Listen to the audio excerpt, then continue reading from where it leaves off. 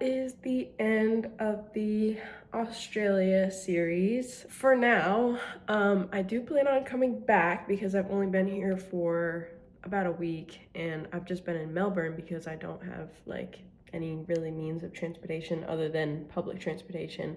So I do plan on coming back and exploring Australia in its entirety. But yeah, I hope you enjoyed the Australia content. Now I am off to New Zealand. I swear my bag just keeps getting heavier and heavier. It's like, yeah, it's popping at the seams, so.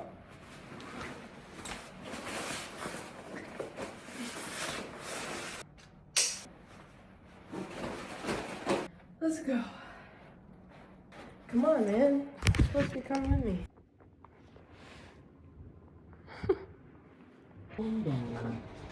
Going down.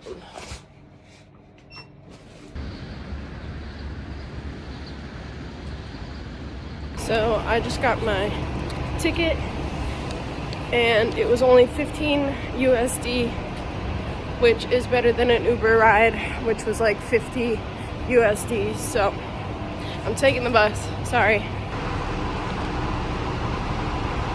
Oops. That was the wrong bus.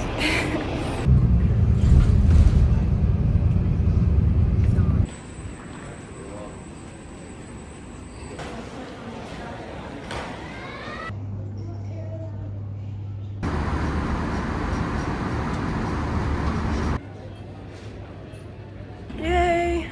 My bag's heavy. I landed in New Zealand. I am trying to find a bus back to my Airbnb, but wow, I'm so excited.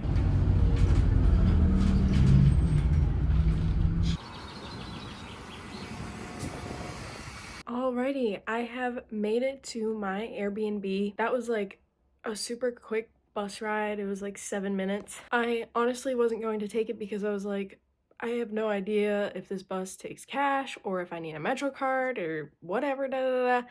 But there was like nobody on the bus and there was nobody around, so I just walked on the bus. I asked the bus driver, I said, can you take me here and how do I pay for it? And he said, yep, just give me cash or you can use a Metro card online. And he was very nice. He let me use my 50, which is a pretty big bill for a $4 fare. So that was very nice of him. And yeah, super quick bus ride, and then a little walk to my Airbnb, and now I'm here. First impressions of New Zealand, it's a little bit colder than Melbourne, Australia, which I will take because it was very hot in Australia. So it's like about 60 degrees Fahrenheit here, so really nice weather, especially perfect for hiking. You don't even know how excited I am right now. Oh, so when I was going through the customs and immigration line and like declaring all the goods that I have, I was actually sniffed out by a chocolate lab. So I was walking past, I did declare everything. I declared that I had tea and coffee and chocolate and snacks and processed snacks and everything. You essentially, when you get to New Zealand, you have to declare everything, even like hiking boots and hiking poles, or else you will get fined $400, 400 New Zealand dollars. So I don't know off the top of my head, but probably like 300 something USD. So I declared everything, and the lady just gave me a green slip, and just that was like a ticket to the way out. I didn't have to have my bags go through any extra screenings, except when a cute little chocolate lab sniffed me out. But I just opened my bag and the lady checked and I just told her, I said, I have tea and I have coffee. And she's like, do you have any sandwiches? I'm like, no, I had a ham and toasty on the airplane though. And she's like, maybe it touched something in the bag. You should be good to go. You're fine. So I was like, oh, okay.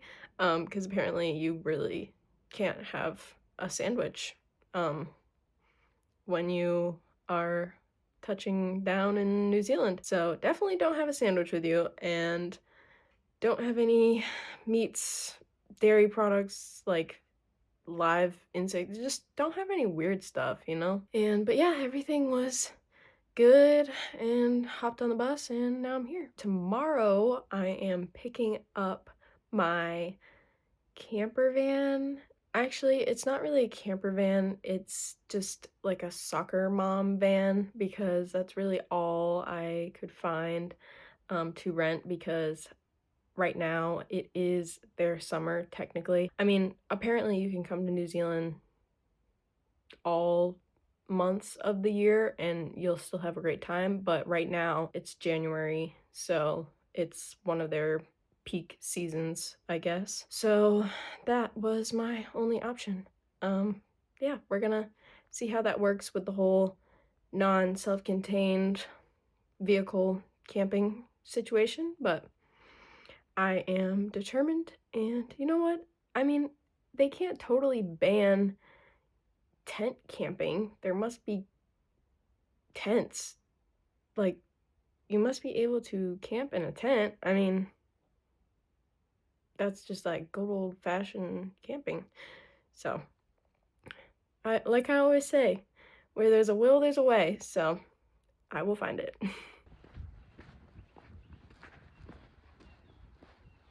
So I decided to go for a little walk. I'm in a really nice and quiet neighborhood, and the fresh air is just so nice. And it's like the perfect temperature. Like, I love sweater weather, like jacket weather. I'm just enjoying the outdoors because it's absolutely beautiful. And yeah, just exploring.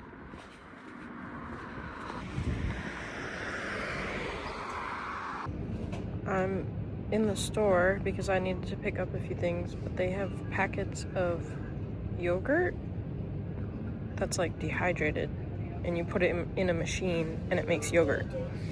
I've never seen that before. It's pretty cool. Hey guys, so I just went to a place called Countdown here in Christchurch, and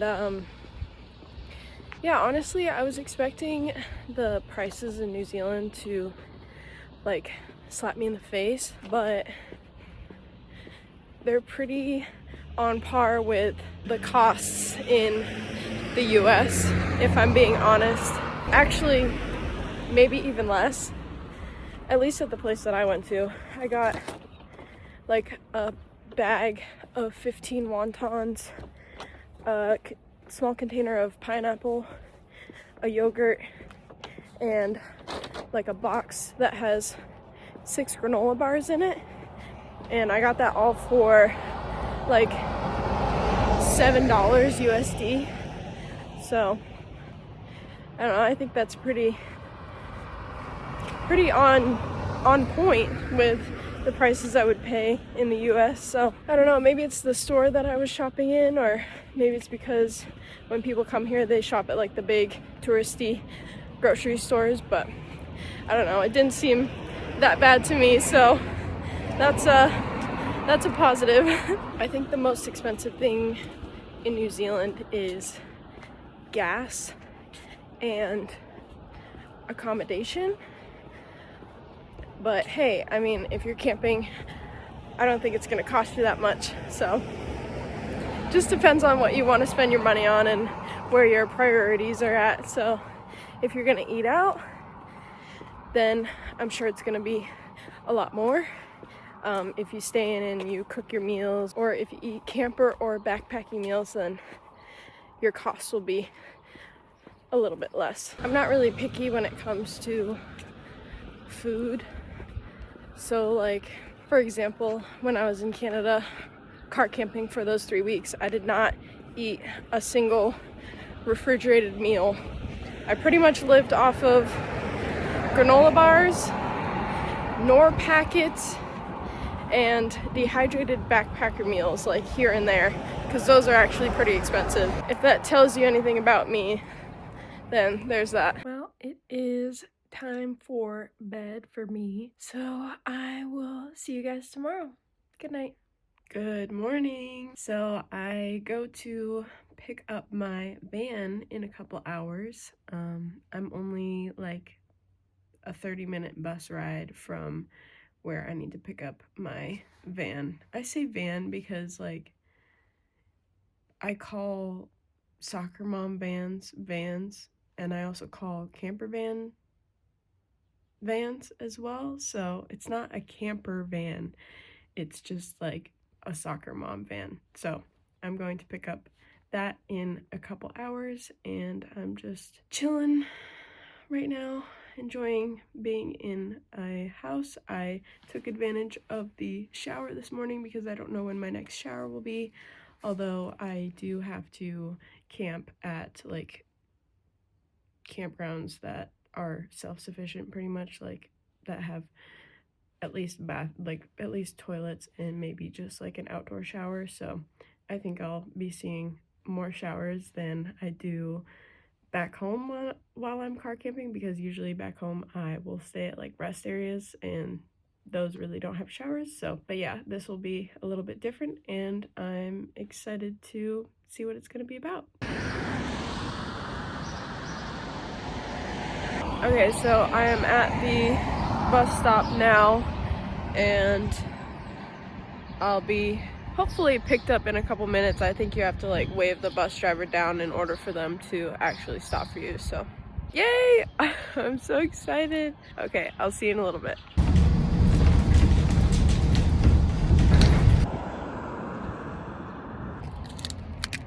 Yay! I just got my van and I wanted to show you guys what it looks like.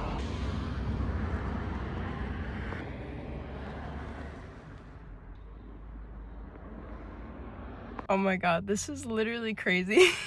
I'm in a car for the first time that is made for driving on the left side of the road. So everything is backwards to me, except for, thankfully, the gas and the brake are obviously the same as a right side driving vehicle. But yeah, this will be a very first for me. So we'll see how it goes. All right, let's start up.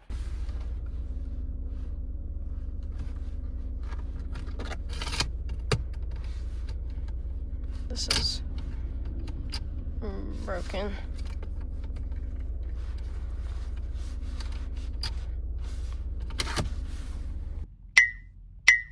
Okay, well, just finished my 8-minute drive, first ever drive of driving. Oh my god, what am I even saying? First ever time driving on the left side of the road. I would say that this is probably the best like area to do it in because there's really not that many people in Christchurch, so I didn't feel too stressed out, but that was a little nerve-wracking. I have to keep repeating in my head, left side, left side, left side, at like all the lights.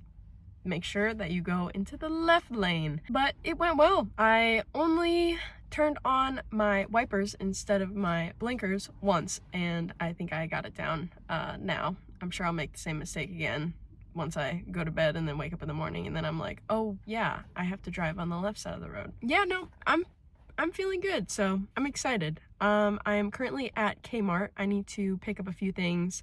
It was very cold, or it has been very cold at night here, so I'm going to get probably an extra blanket because I sleep very cold. I'm going to get a blow-up mattress to fit in the back here because this fits a double bed apparently, although it doesn't look like it, but I'm gonna get a twin because it's just me and I don't need a big bed. So, and then I'm probably gonna get a couple groceries, and yeah, then I'll head out to Mount Cook, Aroki National Park, I think is what it is. I think I'm saying it wrong, but I will look it up later and correct myself. Kmart.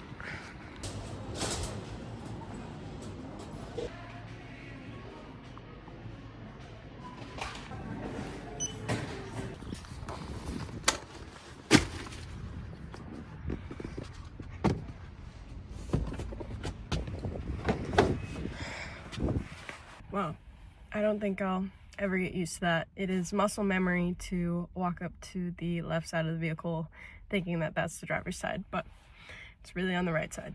So I just got back from Kmart. I bought a sleeping bag, a blow-up mattress with a pump attached to it. I got some gas for my butane stove that the rental company gave me, and I got a book and a notebook, and all of those things cost me like $53 USD, so I think that's pretty good. I mean, inflatable air mattress itself is probably that much in the US, so I will take that as a win. But now I am headed to a grocery store and I'm trying to do things relatively quickly because I have a 3-hour drive ahead of me, so I don't want to be late to my campsite. So I just finished my shopping. I spent about $50, which was a little bit pricier on the stuff that I got, but everything was like pre-made, pre-packaged. I didn't get any fresh, well, I did get like a bundle of bananas, but that's all for fresh food that I got, just because I have a cooler, but I don't want to have to deal with ice or anything until I really want to or need to. As of right now, I don't think I have the capacity to deal with that, so I just got like some canned salmon, canned chicken, and tortillas and peanut butter and all that stuff. So just the good old camping meals, you know what I mean. I also got some money out of the ATM so I can pay for campsites, and yeah, I am ready to hit the road. I have about 4 hours. I want to stop at Lake Tekapo before I get to my campsite for the night. Let's continue on with the left side of the road driving.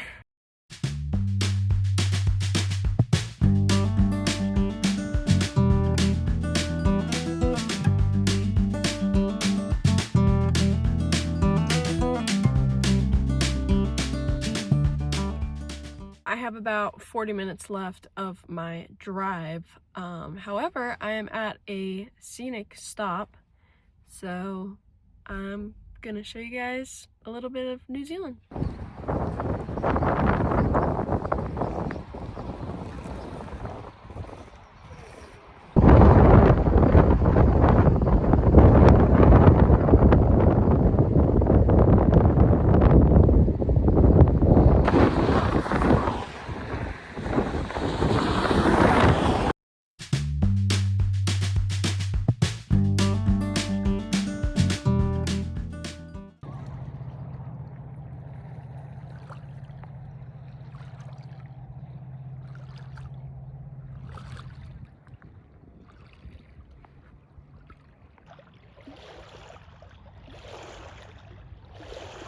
Well, I have made it to my first stop, to Lake Tekapo, and I literally almost burst into tears when I first saw it because it was just like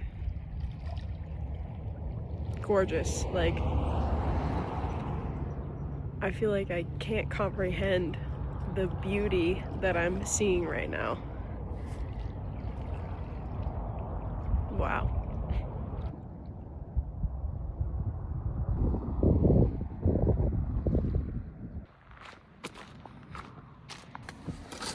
If I could stare at that lake for forever, I would.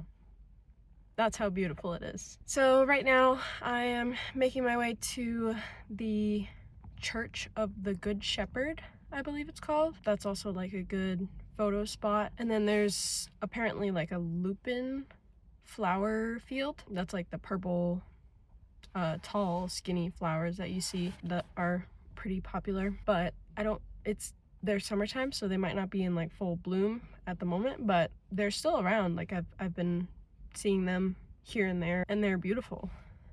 So that is where I'm headed to next.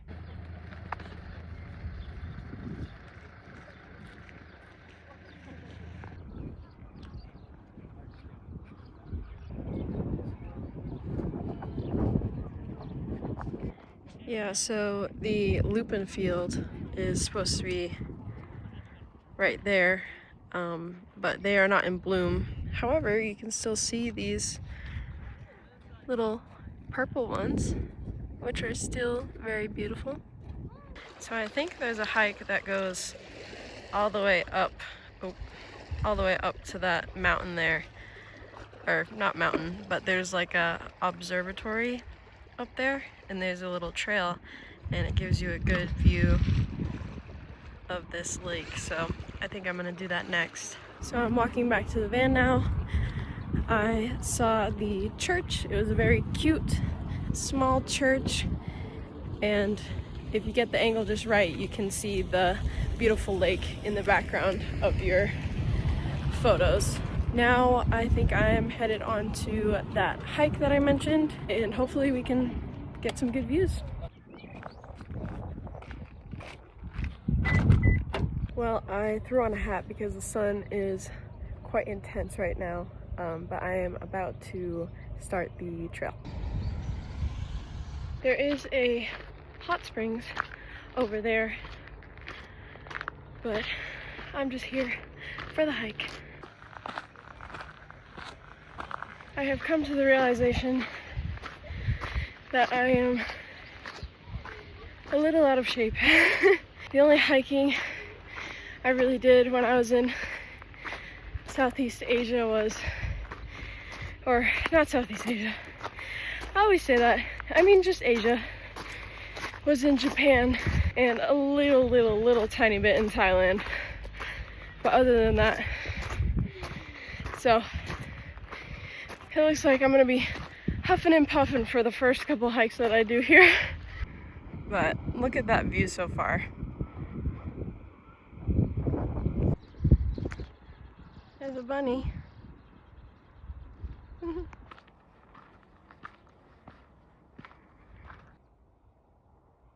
We're almost there.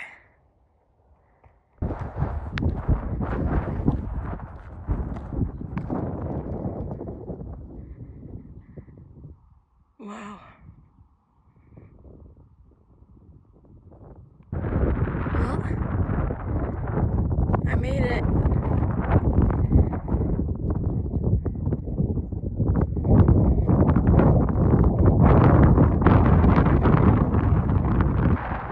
I mean, just look at the color of that lake. I've seen some pretty lakes in Canada, but I mean, this is something else.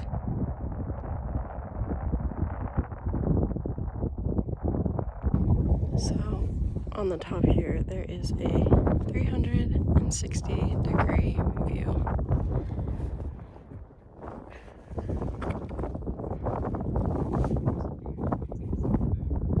I am making my way down to the other side because there's like a whole circle around the observatory, and I want to see what the views are over there.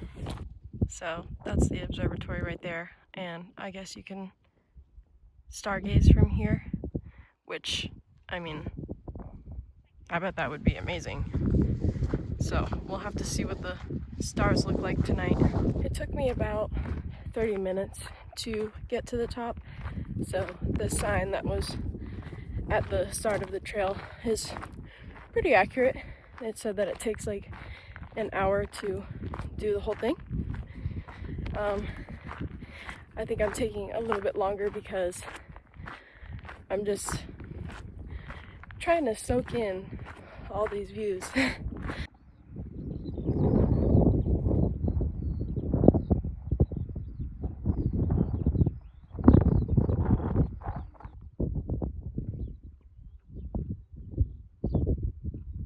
I bet the sunsets from here are unreal. I can only imagine.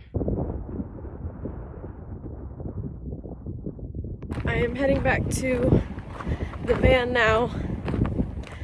It just got really windy all of a sudden. And I think I only have like an hour drive to my campground. I will be staying at Glen Tanner Park Center, and it's on Lake Pukaki. I think that's how you say it.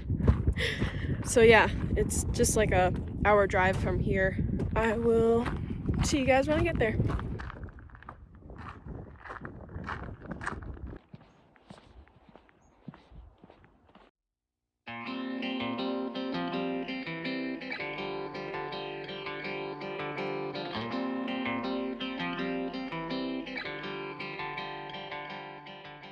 So now I'm at Lake Pukaki, but it's just as gorgeous as Lake Tekapo.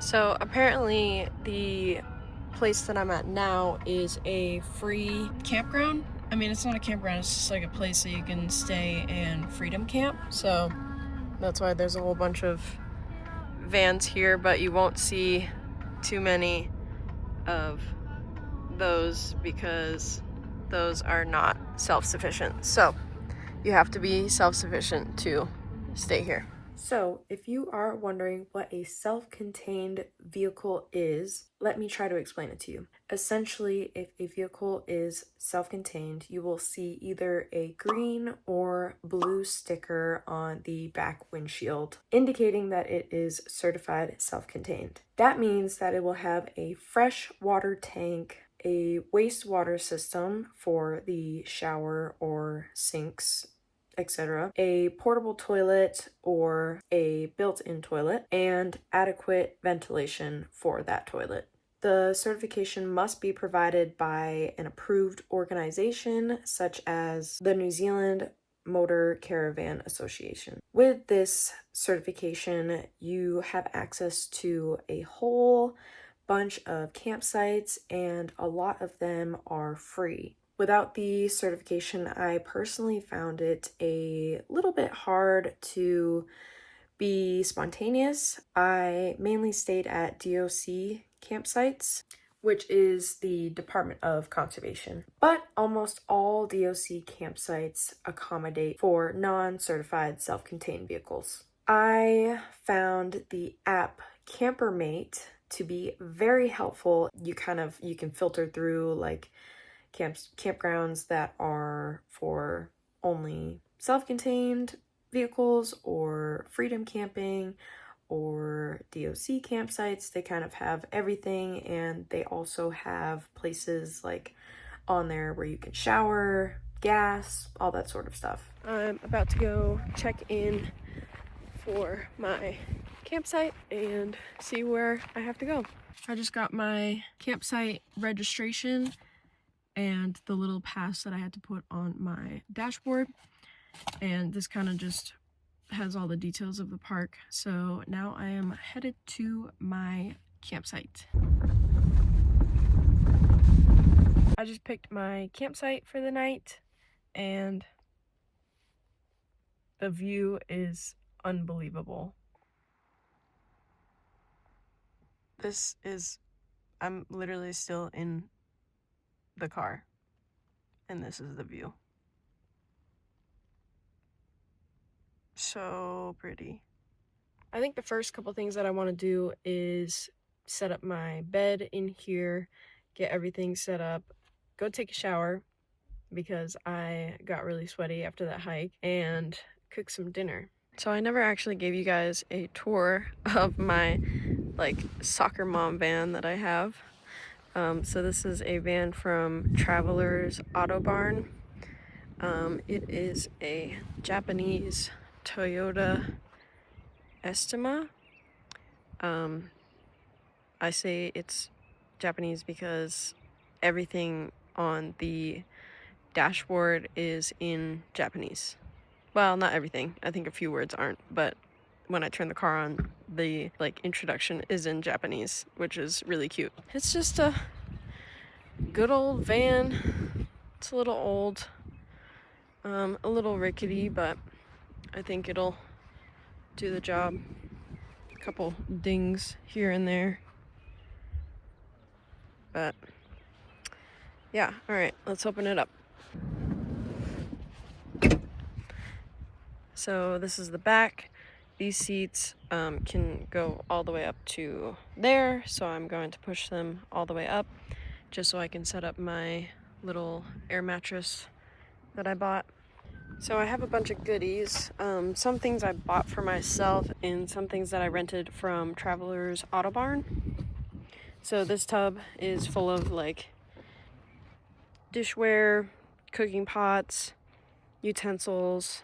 There was like a free table there because obviously like when you're in a camper van you stock up on things and then you realize like you don't need them, so people will leave them behind. So I grabbed like some salt, some pepper, and olive oil. They gave me some dish soap. I bought those from Kmart, and there's like cups and whatnot. And then I have a sleeping bag that I got from them. I also bought my own sleeping bag because I get really cold and I'm afraid that I'll freeze to death. So I got an extra sleeping bag just for the added comfort. I bought some really cheap pillows that I will donate after. I got my blow-up bed that has a built-in foot pump, so I didn't have to buy a separate pump. And they were also out of stock of all the other air mattresses. So it was either that or a king-size regular one, but that would not fit in this van. They gave me a table and they also gave me a camp chair to rent, and I have some bottled water and some more here. I got a notebook and my book, and then I have a bunch of just like miscellaneous food, like the canned chicken stuff. I have pho, like instant pho, chocolate, obviously. I have to have chocolate. I have tortillas, Nutella, because jam needs to be refrigerated, so I just got Nutella instead. And I got some peanut butter somewhere and some bananas for some sort of vitamin. And I also have a tent just in case I need it, but it also came with like the whole camping chair and table and sleeping bag package, so I couldn't get any of this stuff like separate other than the cooking stuff, I think. Actually, I might have all been together. I don't know. It was either like the camping stuff and the cooking gear separate or everything all together. Either way, I have it and I'm going to use it. And they also gave me a cooler and this portable gas stove. So I will be using that butane on this. I decided to rent a vehicle through Travelers Auto Barn. This video is not at all sponsored by Travelers Auto Barn. I rented this vehicle with my own money, and I went with this van because at the time it seemed like the only option. However, there are so many companies that you can choose from. You just kind of have to do your research, but I did this kind of spontaneously, so I just found the first one and decided to go with it. But I do recommend booking well in advance, especially if you're going to go travel New Zealand during their busy season. I decided to go with a station wagon. I call it the Soccer Mom van, and I decided to pick it up at their Christchurch location. I am really glad I did that, and it was also cheaper for me to fly from Melbourne to Christchurch for some reason and not Queenstown. But Christchurch is a little bit more forgiving if you are learning how to drive on the left side of the road for the first time, if you're like me. And Queenstown is a little bit busier, there's more traffic, there's a lot more people, so I found Christchurch to be a little bit more calm and relaxed when trying to learn how to drive on the left side of the road. I rented my van for 21 days. I did the Protection Plus with $0 bond because I wanted to be safe, and that also included the tire and windshield package. That was 30 New Zealand dollars a day. I did rent a USB transmitter for the radio for 15 New Zealand dollars. Then I rented a sleeping bag for 9 New Zealand dollars and a tent, cooking gear, a cooler, and a camp chair for 45 New Zealand dollars. So in total, I paid 2,975 New Zealand dollars. And that averaged out to about 141 New Zealand dollars a day.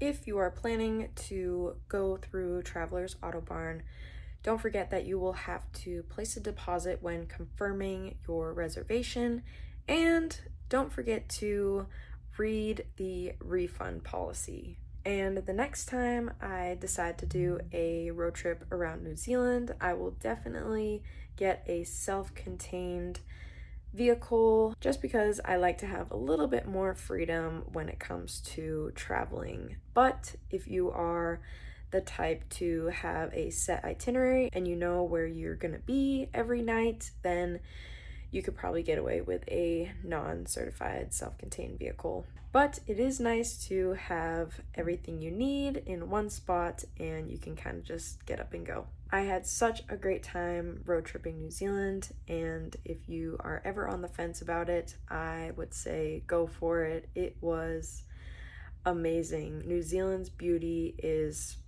like nothing else I've ever seen. Let's organize this mess.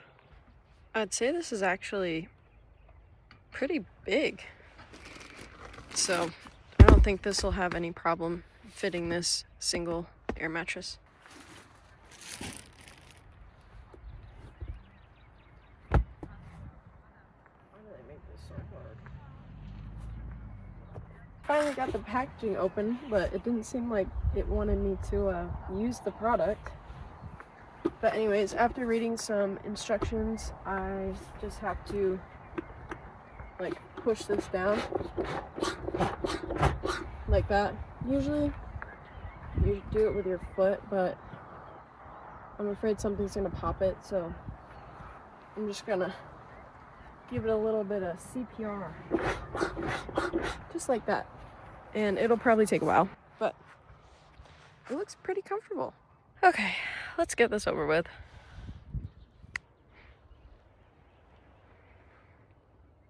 Not the most glamorous.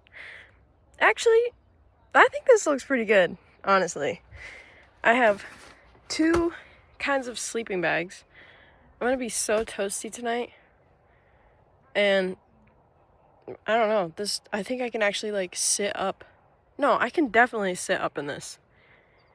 Like, when I'm in Ralph, I kind of have to like crouch down. Like I pretty much have to lay down.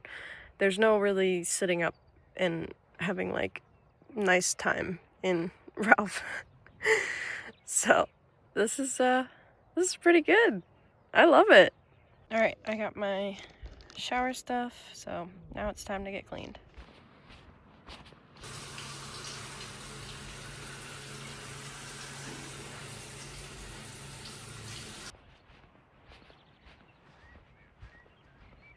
Wow, look who decided to come out from hiding. I believe that is Aoki Mountain? Mount Cook? Just, wow. I have no words.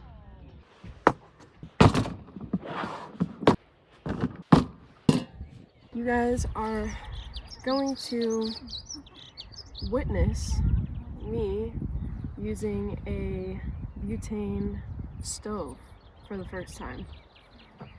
I did look up a YouTube video just so that I didn't blow myself up, but essentially you take the butane, there's like a little notch, and you line it up. There's like a little red tab here. I should probably stand up. And the guy said that it would like lock in place.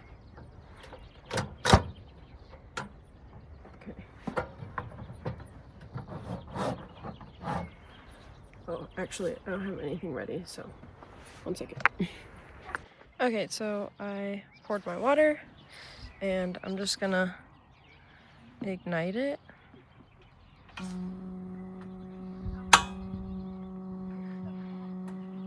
What?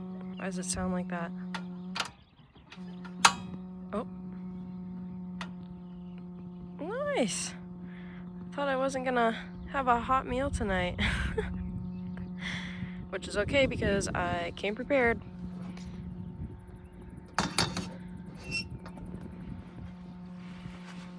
It's a little windy, so I think it's struggling a little bit. This thing sounds like it's on its last leg. But I just need it to boil water, so hopefully it can do that.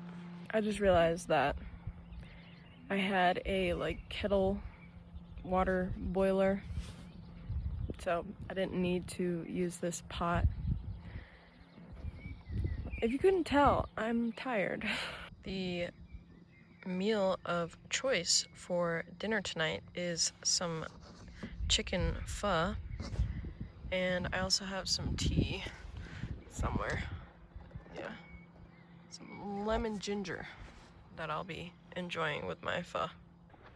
All right, I got the noodles soaking, the tea bag soaking, and I'm gonna enjoy it as I admire the view.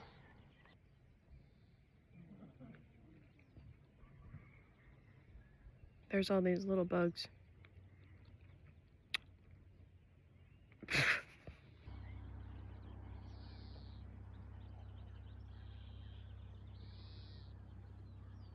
So my headlamp finally came in handy, so I'm glad I brought that. And I'm about to have a gourmet dessert. I have my Nutella. I'm gonna slap some of that in a tortilla, and I'm gonna have a couple pieces of chocolate because I can. It's good. Classic backpacker meal.